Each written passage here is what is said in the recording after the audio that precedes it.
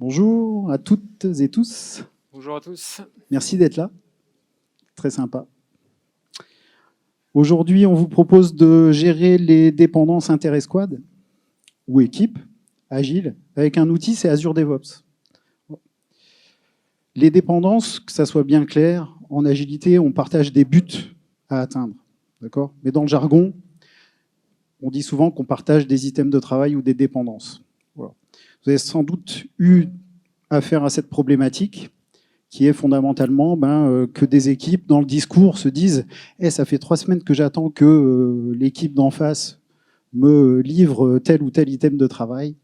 Voilà, c'est ce qu'on va essayer de vous proposer. C'est une piste de solution pour gérer ces items de travail entre équipes de la manière la plus efficiente possible. Avant ça, on va se présenter rapidement. Alors, on est Franck Lemoff et puis Mathieu Vernet, Transition Service Conseil. Moi, Mathieu, je suis coach agile depuis une bonne dizaine d'années maintenant, 20 ans dans les technologies de l'information et puis heureux d'être à Québec depuis 4 ans. Bonjour à tous, moi c'est Franck Lemoff. Alors je suis à Québec depuis quasiment 1 an jour pour jour. Ça fait 20 ans que je travaille dans les TI, ça fait une dizaine d'années que je suis tombé en amour avec l'agilité et je suis coach agile. Donc on va enchaîner. Ou pas. Si, sois patient, sois patient. Sois patient. Regarde. Qui connaît Azure DevOps ? Cool. D'où votre intérêt et votre présence. Bon. Aujourd'hui, on vous parle d'Azure DevOps, ça peut être aussi Jira, il n'y a pas de problème. C'est 2 outils extrêmement puissants avec lesquels on peut arriver à notre finalité. Alors, on va se mettre en situation, vous l'avez vu, on porte des maillots bien identifiés, identifiables dans l'écosystème québécois. Voilà, les Canadiens de Montréal et puis les Nordiques de Québec. Nous sommes à la direction nationale de la Ligue de hockey. Et la direction de la Ligue nationale de hockey a pour but, en définitive, de proposer son site e-commerce. Pour ça, 2 équipes travaillent main dans la main. Et oui, pour la première fois, les Canadiens et les Nordiques, pour réaliser cette solution magnifique. Alors, on va faire une première phase pour vous expliquer l'environnement de travail. D'accord ? On est sur Azure DevOps. La Ligue nationale de hockey ne travaille qu'au niveau épique. D'accord ? Pourquoi ? Parce qu'un épique a l'intention de répondre à des objectifs économiques. Donc des objectifs soit d'affaires, d'accord ? Soit, comme on le voit dans le jargon Azure DevOps, besoin TI, c'est-à-dire architectural. Okay ? Donc, au niveau de la direction, on va se positionner essentiellement au niveau épique. Évidemment, quand les équipes travaillent, la direction a tout loisir de voir ce qu'ils font dans ces épiques. Les équipes de travail, les escouades, produits ou systèmes, d'accord, vont plus avoir, elles, volontiers travailler au niveau feature et au niveau user story. On va aller voir ça tout de suite. Voilà. Ça nous permet en termes de modèle et d'efficience de travail, d'accord, d'avoir un découpage en relation aussi avec l'outil. Okay. Donc là, on voit un backlog, ce que vous connaissez sans doute toutes et tous, okay, de travail d'une équipe, la mienne. J'aime bien Kanban, je travaille avec mon équipe en Kanban. Qu'est-ce qu'on voit ? C'est super, parce qu'il y a des copains tout à l'heure qui en ont parlé un petit peu. On voit des classes de services qui correspondent à des swim lanes. On vous garantit que de manière très basique, simplement aller identifier ces classes de services urgents, date fixe, standard, ça aide énormément les travaux d'une équipe. Et puis on a nos colonnes qui correspondent à notre flux d'activité. Jusque-là, vous connaissez tout ça. On commence par concevoir des tests. Voilà. Bon, on est en TDD, désolé, c'est comme ça. La relation qu'on va avoir avec Azure DevOps par rapport à une dynamique Kanban, elle est hyper intéressante si on ouvre un petit peu la colonne qui est à gauche, en bas. Ouais. C'est qu'on va avoir plutôt une approche backlog board. en définitive. Et là, je vais donner tout de suite la parole aux Canadiens de Montréal, d'accord, qui travaillent en Scrum, pour vous montrer que l'approche est différente. Donc pour les Canadiens, on a fait le choix de travailler en Scrum, simplement parce qu'on aime Scrum et puis on le vit bien et ça fonctionne très bien comme ça. On reste sur un cadre standard de Scrum. Vous pouvez voir le backlog qui est représentatif de ce qu'on a pour les Nordiques, toujours au niveau feature pour les équipes, ce que disait Mathieu, et niveau story pour les éléments sprintables. Pour la planif, on retrouve bien nos sprints sur la partie droite et puis on va glisser nos éléments de travail pour le sprint planifié dans le sprint qui va bien. Contrairement à Mathieu qui lui est en Kanban et qui va fonctionner sur les onglets board et backlog, nous on va oublier la partie board et on va se concentrer sur la partie backlog sprint. Pourquoi? Parce qu'au niveau du sprint dans Azure DevOps, le board, il est là, il existe. Donc là, on n'a représenté que quelques tâches. Bien évidemment, pour les stories, on pourrait créer plusieurs tâches qui vont de la gauche vers la droite. Voilà, c'est quelque chose que vous connaissez. Ça, c'est le board sur lequel va travailler l'équipe pendant toute son sprint. Ça, c'était la partie facile. On vous a présenté un petit peu les boards d'équipe, très succinctement, d'accord. L'astuce là-dedans, c'est l'approche, d'accord.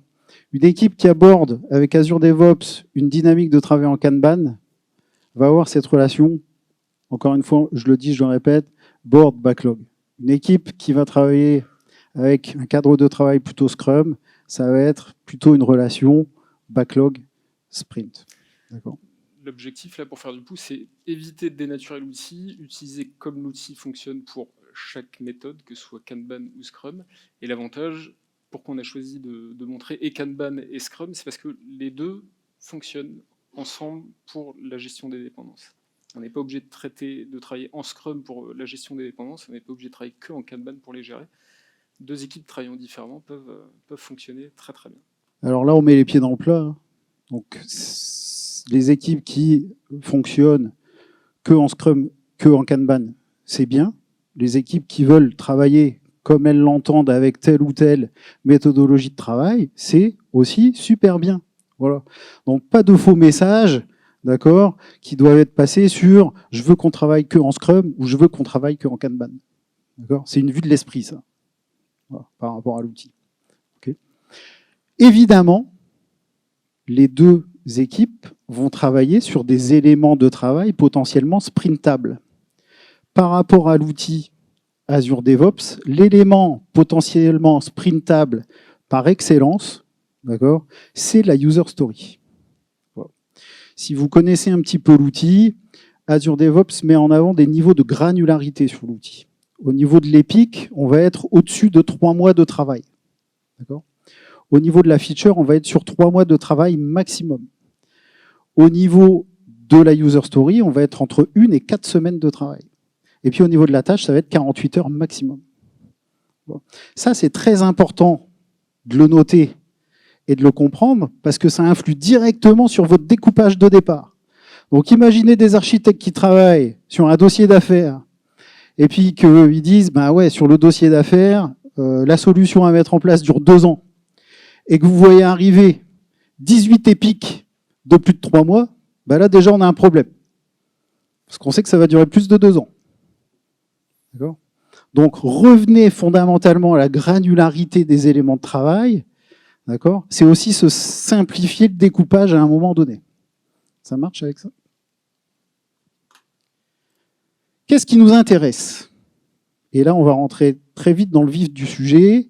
C'est les prérequis par rapport à l'environnement pour pouvoir se partager, en définitive, ces éléments de travail potentiellement sprintables, c'est-à-dire les user stories. Donc pour ça, on va préparer, en définitive, Azure DevOps, d'accord, pour faire en sorte que moi, équipe des Nordiques, et mon copain, équipe des Canadiens, on puisse se partager potentiellement des user stories au quotidien, s'il faut.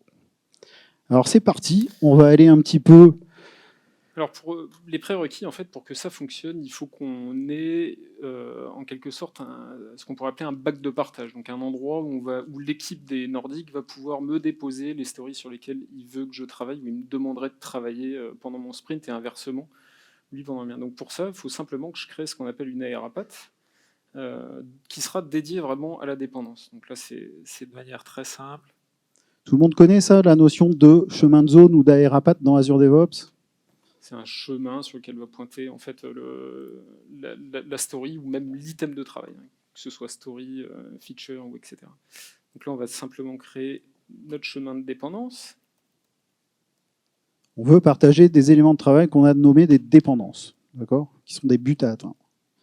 Donc on crée notre petit chemin de zone avec notre conteneur dépendance. Notre dépendance est créée, notre chemin de dépendance est créé.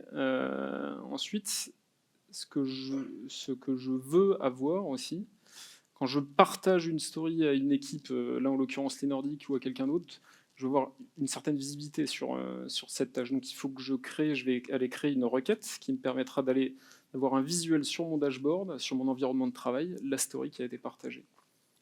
Donc là on va créer une query qui sera vraiment très simple. Donc on dit qu'on partage un élément sprintable, donc une user story. Et donc je veux voir les user stories qui arrivent dans mon ARAPAT que je viens de créer, donc mon ARAPAT de dépendance. Jusque-là, pas de piège. Jusque-là, pas de piège. J'enregistre ma query. Jusque-là, toujours pas de piège. Donc là, je vais la mettre US en 30, hein, parce que c'est les stories qu'on va me partager.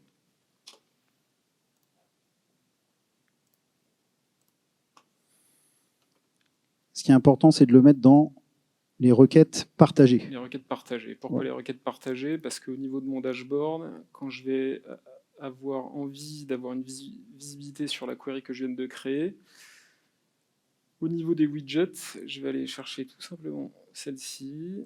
Je vais le paramétrer avec la query que je viens de créer. On va lui mettre une couleur bleue, pourquoi pas. Et là, c'est magique. Notre ARAPAS des user stories entrantes pour l'équipe vient d'apparaître dans le dashboard de l'équipe. Ça veut dire quoi?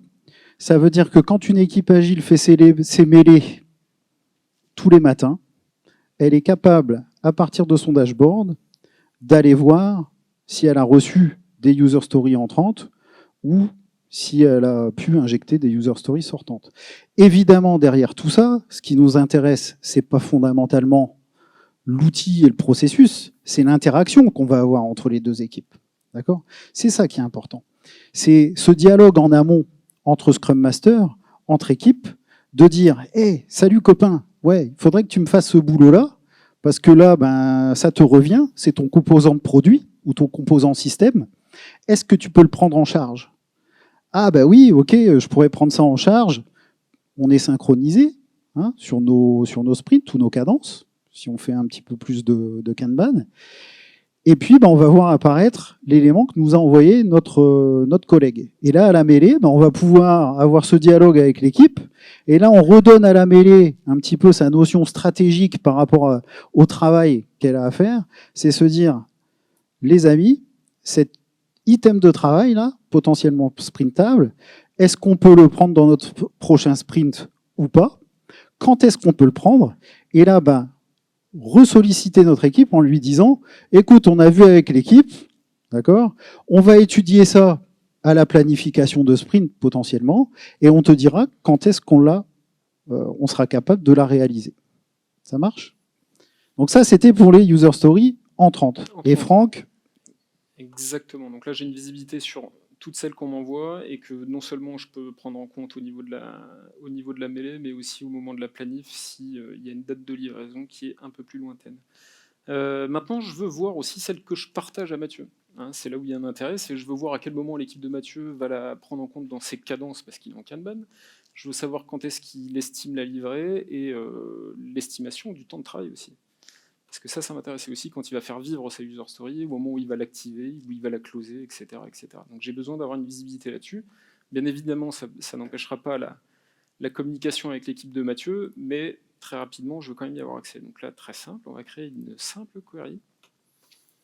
Où là, je vais demander à tous les items de travail que je partage, donc on est bien d'accord qu'on reste sur la user story, et à ce moment-là, on va juste mettre un tag bien défini pour l'équipe qui servira uniquement pour les partages. Et là, on va nommer un petit peu sur le tag, potentiellement, l'équipe. Voilà, partage canadien. On va faire court, hein, mais partage can. Je fais attention de bien cliquer sur ça dans le coin, parce que je veux que la query soit partagée sur tous les projets éventuellement si je la partage à un autre projet. Parce que là, Mathieu et moi, on travaille sur le même projet, mais si j'ai une équipe qui est en dehors de ce projet-là, je veux être capable aussi d'aller requêter dans son backlog pour voir s'il a bien un item de travail que je vais partager. Hop. Donc là, c'est plus les user stories entrantes, mais on est dans les sortantes. Celles qu'on envoie.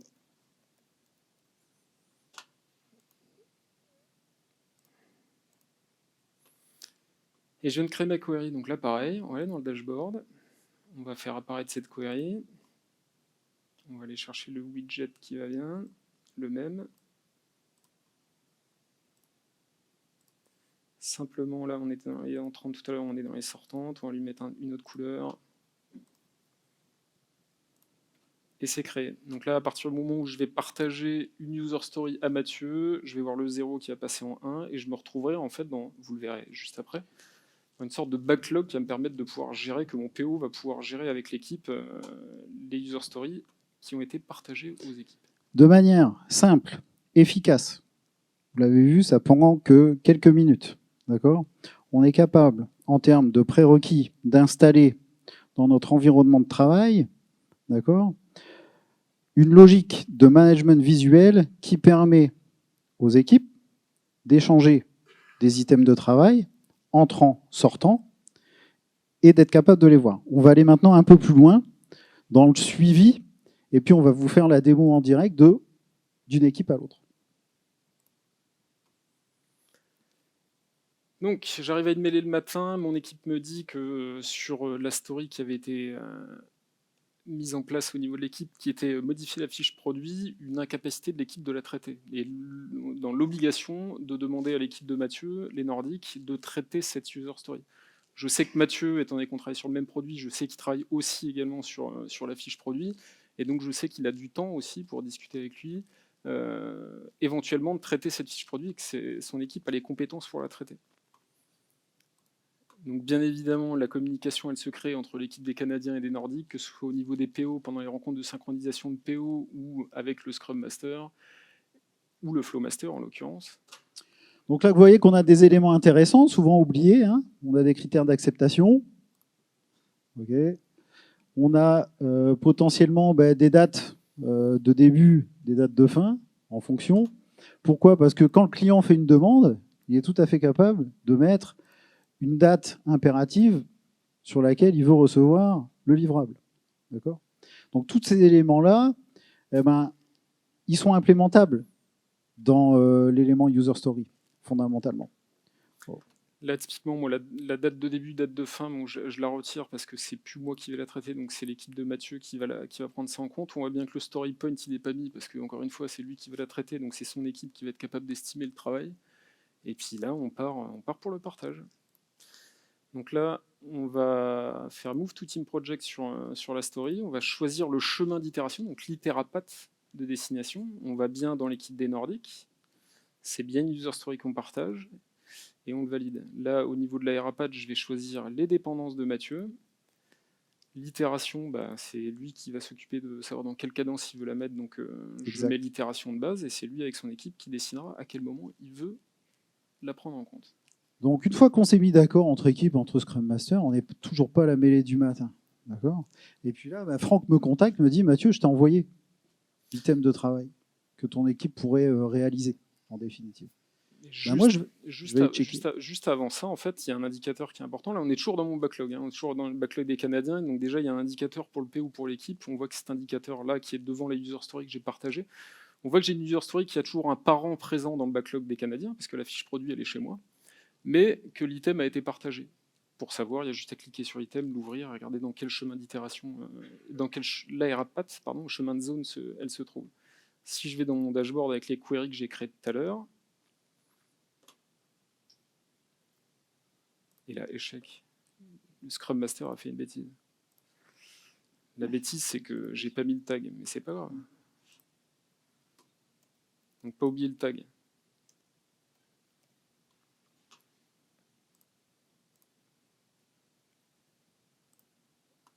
Voilà, ça fonctionne mieux. Donc là, je vais sur mon dashboard et je vois bien que dans les user stories sortantes, celles que j'ai partagées à Mathieu, j'ai bien mon dashboard qui me l'indique. Si je clique dessus, ben on arrive à ce fameux bac de dépendance, bac de partage là en l'occurrence. Je vois qu'elle est bien dans l'itération de Mathieu. Je vois l'ID, la fiche, et à chaque fois que Mathieu va faire l'équipe de Mathieu va travailler sur cette story, je vais voir toutes les indications qui seront faites dessus et tous les travaux qui seront faits dessus, les tâches qui vont créer, etc., le statut qui va bouger. Ce qui est important aussi, c'est le follow, en définitive. Quand moi je vais recevoir, d'accord, l'équipe qui envoie, elle est capable de suivre, en définitive, l'activité que l'équipe qui a reçu réalise sur la user story. Pour ça, on va faire en sorte de suivre, d'accord. Et comme vous n'avez pas envie que ça pop tout le temps sur votre boîte mail Outlook, d'accord, on peut customiser, en définitive, ce suivi d'items de travail. Donc, on va simplement dire, par exemple, j'ai envie d'être alerté quand l'équipe aura pris la user story de new, d'accord, et qu'elle sera en réalisation en active. Ben là, je vais avoir un petit message d'alerte sur ma boîte Outlook qui dit, ben tiens, aujourd'hui, l'équipe a pris en compte l'item de travail sélectionné. OK ? Maintenant, on va chez les Nordiques. Je fais ma mêlée du matin et je m'assure, avant ma mêlée, comme tout bon Scrum Master ou Flow Master, que, en effet, j'ai reçu la user story et elle est entrante chez moi. Donc, j'ai un nouvel élément de travail dans mon équipe, d'accord, à prendre en charge au moment le plus judicieux. Okay. Là où c'est bien, et c'est ce que vous a montré Franck tout à l'heure, c'est que j'ai juste à aller cliquer sur mon dashboard pour avoir la nature de l'item de travail. Voilà. J'ai tout bien, je vais en parler à mon équipe, d'accord, et voir un petit peu si on est capable de traiter cet élément de travail dans notre future planification de sprint, par exemple. Donc, on va lui mettre des éléments importants. Hein. Bon, la business value, elle y est déjà. On ne va pas la remettre en question. On va faire tout le travail qui correspond, c'est-à-dire l'estimation soit en story point, soit aussi peut-être en no estimate. Hein. Si vous avez des équipes qui n'ont pas envie de perdre leur temps à estimer, parce que de toute façon, on fait des estimations, mais elles n'ont ni queue ni tête à l'arrivée, no estimate. Voilà. Ouais, c'est parti. C'est ça, on part du principe que à partir du moment où on a bien fait le découpage avec la user story, on s'engage à la rendre dans l'itération, c'est déjà une forme d'estimation. Donc là, je vais la mettre en définitive. On va prendre un exemple. Hein. Je vais mettre cette user story dans mon sprint actuel ou le suivant. Dans ta cadence. Et donc, voilà, en l'occurrence, je suis en Kanban, donc on va les appeler des cadences. Okay. Et puis, on va dire, moi, je vais rappeler Franck en lui disant, écoute, c'est super, on a pris en compte l'item de travail, ça sera pour notre prochaine cadence, voilà, qui est entre 1 et 4 semaines. Donc lui s'attend à recevoir ça entre 1 et 4 semaines. Si on retourne aussi dans le board donc, de l'équipe de Mathieu, des Canadiens, donc certes on a été dans le dashboard pour mettre tous les indicateurs qui vont bien, mais on voit qu'au niveau du board, la story est arrivée et que lui, va pouvoir, son équipe va pouvoir la mettre dans son flux de travail. Pour lui, c'est urgent. Allez, hop, mettons ça en urgent. Voilà. On a mis nos classes de service, de toute façon. Voilà. C'est les plus basiques qui soient, mais les plus efficaces aussi, peut-être, par rapport à notre logique de travail. Donc, on prend ça en urgent. Moi, de mon côté, il y a plusieurs solutions. Donc, comme je vous montrais, il y avait le dashboard pour voir le statut de la fiche produit qui est au niveau de Mathieu. Il y a aussi un élément important, j'ai besoin d'une feuille de route. Et j'ai besoin de voir toutes les dépendances qui sont partagées à toutes les autres équipes. Donc là, on peut voir sur le delivery plan qui est dans Azure DevOps, qui est ni plus ni moins qu'une feuille de route. On voit toutes les features, les fonctionnalités qui se retrouvent dans mon backlog. Hein. On est bien dans l'équipe des Canadiens. On voit toutes les stories que j'ai traitées. Là, on voit l'indicateur temporel qui est ici. Donc, les stories que j'ai traitées ou celles que je vais prendre en compte, qui sont planifiées, etc. etc. Et si je descends, j'ai mis le chemin aussi d'itération des Nordiques pour toutes les stories que je vais partager à cette équipe. Comme ça, toutes les stories que je vais pouvoir partager à Mathieu, à l'équipe de Mathieu, et les dates qu'il va mettre, automatiquement, ça va s'incrémenter dans ma feuille de route. Et je vais savoir à quel moment, éventuellement, l'item de travail il va être closé. Ça, au-delà de l'équipe, pour un gestionnaire, c'est pas mal, en définitive.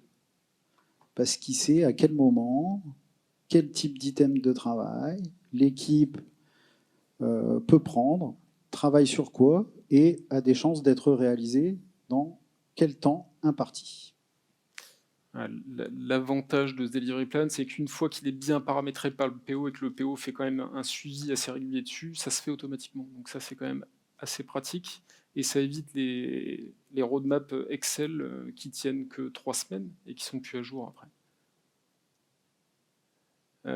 Si je veux voir un peu plus de détails, parce que là on voit des pastilles vertes, on ne sait pas trop à quoi ça correspond. Donc, les pastilles, ça correspond aux dépendances qui sont liées à certains items de travail. Quand c'est en vert, tout va bien. Quand c'est en rouge, tout va mal. Tout va mal, pourquoi? C'est en fonction des champs de date qui sont remplis ou si on met des items successeurs et prédécesseurs. Donc là, on ne va pas aussi loin dans le détail, mais c'est comme ça que fonctionne cet indicateur-là. Plusieurs solutions. Soit on clique sur le point, on voit toutes les dépendances qui sont rattachées à cette fiche produit.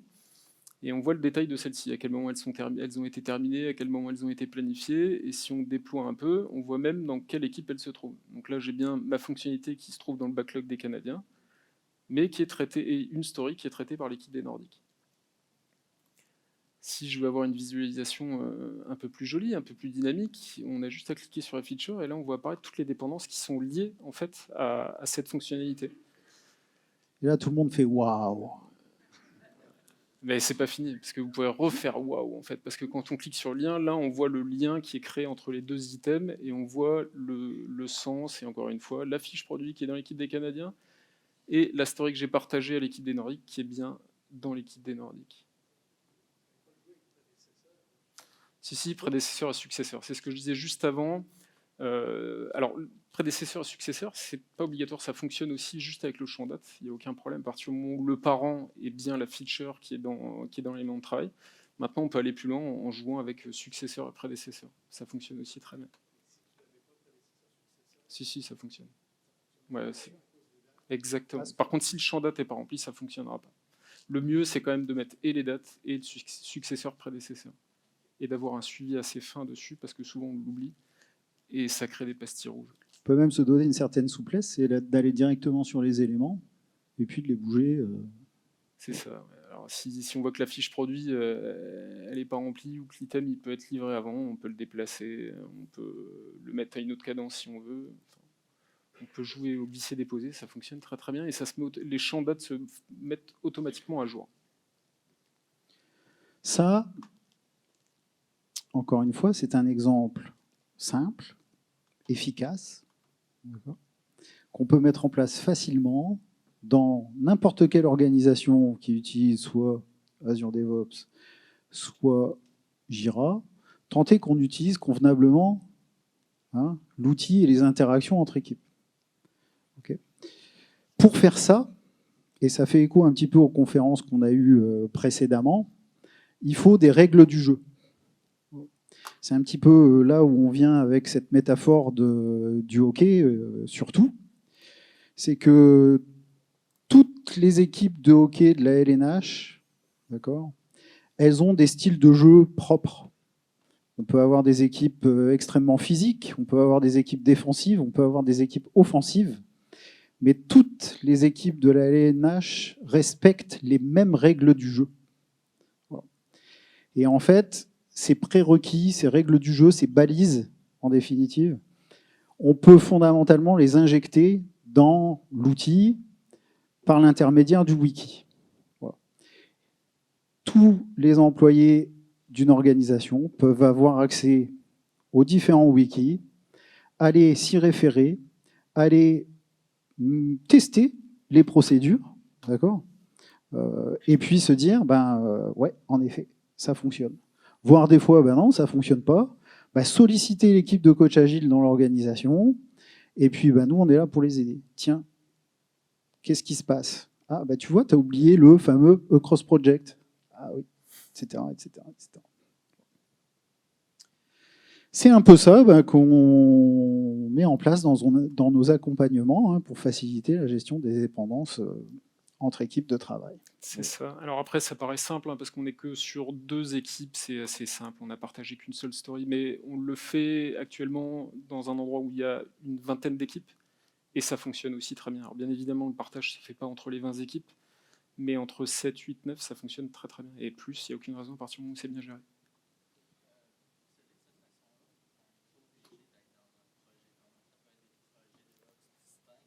Absolument. Exactement. À partir du moment où vous êtes dans le même... Il peut y avoir plusieurs projets. C'est pour ça que ça s'appelle d'ailleurs Move to Team Project. C'est-à-dire que là, on était dans le même projet, mais si ça avait été un autre projet à part entière, ça se fait très très bien aussi. Il n'y a pas de souci. Et le suivi est exactement le même. C'est juste le chemin de zone qui doit être bien paramétré, c'est tout. On aurait pu simplement renommer cette petite conférence utiliser Azure DevOps comme il faut.